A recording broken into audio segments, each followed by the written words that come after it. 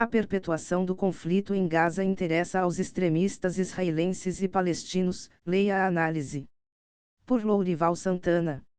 Em toda disputa, o maior objetivo é provocar no adversário a reação esperada. A previsibilidade decorrente dessa tática permite o planejamento estratégico. Quem domina essa técnica é capaz de manter a iniciativa. Reduzido à condição de coadjuvante, o adversário consome seu tempo e energia reagindo, enquanto o protagonista se ocupa do próximo lance. Se dois atores em lados opostos souberem empregar esse método com maestria e sem limites morais, ele se torna a única tática efetiva.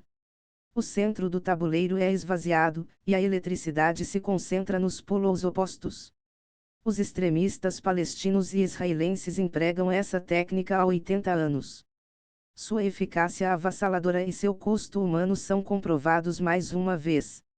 As forças de defesa de Israel ignoraram as advertências dos serviços de inteligência israelense, egípcio e americano. Elas falharam durante as incursões terroristas do Hamas no dia 7 porque suas atenções estavam voltadas para as prioridades do governo de Benjamin Netanyahu, a expansão das colônias judaicas na Cisjordânia e o acesso de fiéis judeus ao complexo da mesquita de Al-Aqsa. O governo israelense não concede alvará de construção para palestinos na Cisjordânia e demole casas novas, assim como as residências das famílias de palestinos acusados de atos de violência. Ao mesmo tempo, financia a construção de novas moradias e a criação de novos assentamentos para judeus na Cisjordânia. Essa política tem elevado as tensões e fomentado a atuação de células terroristas e de ataques de palestinos contra colonos judeus e contra as forças de segurança israelenses. Os judeus podem andar armados, os palestinos, não? Os colonos, muitos deles recém-chegados da Europa e dos Estados Unidos, invadem casas de palestinos cujas famílias moram na Cisjordânia há muitas gerações, e os agridem, gritando frases como "vão embora, aqui não é a sua terra". Algumas vezes, sob o olhar de aprovação de soldados israelenses. O ministro de Segurança, Itamar Ben-Gvir, líder dos colonos judeus da Cisjordânia, defende o livre acesso de fiéis judeus ao complexo da mesquita de Al-Aqsa. Grupos religiosos judeus acreditam que suas orações nesse local dariam início à construção do terceiro templo. O segundo templo foi destruído pelos romanos no ano 70. No mesmo local foi construída a mesquita entre 685 e 715. Os Tratados de Paris e de Berlim, que regem o acesso a lugares sagrados em áreas disputadas, firmados em 1856 e 1878 respectivamente, determinam que só os judeus rezem no Muro das Lamentações, as fundações que restaram do Segundo Templo, e só os muçulmanos tenham acesso à parte de cima. Israel tradicionalmente respeitou essa regra, violada pelo atual governo ultranacionalista.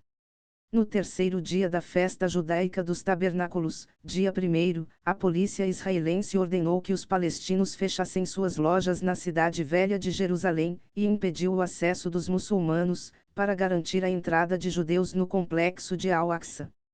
O Hamas denominou a incursão no dia 7 de inundação de Al-Aqsa. Segundo seu comandante militar, Mohamed Deif, a operação começou a ser planejada em maio de 2021, depois que policiais israelenses invadiram a mesquita, durante o mês sagrado muçulmano do Ramadã, espancaram e arrastaram palestinos de dentro de lá, alegando que eles os haviam atacado. O Hamas venceu as eleições de 2006 na faixa de Gaza e seu rival palestino, o Fatah, ganhou na Cisjordânia. Mas Estados Unidos e União Europeia anunciaram o corte da ajuda de $500 milhão cada para os palestinos, se o Hamas assumisse, por considerá-lo organização terrorista. O Fatah então continuou governando Gaza até o ano seguinte, quando o Hamas tomou o poder no território à força. Desde então, houve 5 guerras entre Israel e Hamas na faixa de Gaza, que está sob bloqueio israelense. Metade da população do território está desempregada. Segundo o Programa de Alimentos da ONU, 1,84 milhão de palestinos não têm comida suficiente, ou seja, 1/3 da população nos 2 territórios e mais Jerusalém Oriental.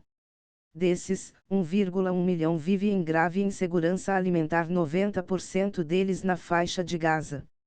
Esse ambiente facilita o recrutamento de jovens pelo Hamas. Os ultranacionalistas israelenses sabem disso. A perpetuação do conflito interessa a ambos. Fazer essa análise não é justificar a violência. É entender suas causas.